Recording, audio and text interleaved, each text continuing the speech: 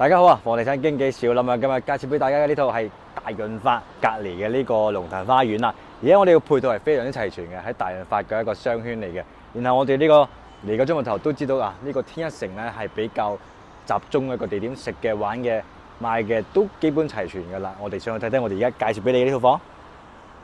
歡迎回家，呢個單位直接拎埋入住嘅狀態，而且呢個廳同埋飯廳咧都係好多人比較中意嘅，係比較大啲嘅。然後我哋呢個燈飾啊、吊帶啊，全部整備齊全啊，你就唔需要再後期花心思去搞啦。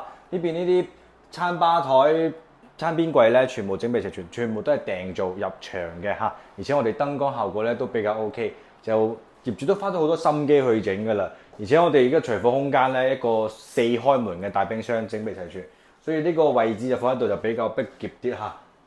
後期我們再揾位置放佢，但係呢個餐廳同客廳咧個空間咧係 O K 嘅，睇得出嚟。而家係4人台都 O K。喺我哋一個客廳位置，而家開間咧係去到差唔多成5米一個位置，呢個距離比較位置，放2張麻雀台都冇問題啊。而且呢個單位對住我哋來源空間係唔嘈咯，而且我哋採光效果係非常之靚仔㗎，陽光可以曬到我哋入地露台位置。而整體直接拎埋入住，最緊要有一個缺點就係我哋呢個單位嘅房間位置啦。3房1衛嘅佈局，但係我哋空間係有1.5米床同埋我哋到頂嘅一個訂做衣櫃啊，唯一空間就係唔係好足夠啦。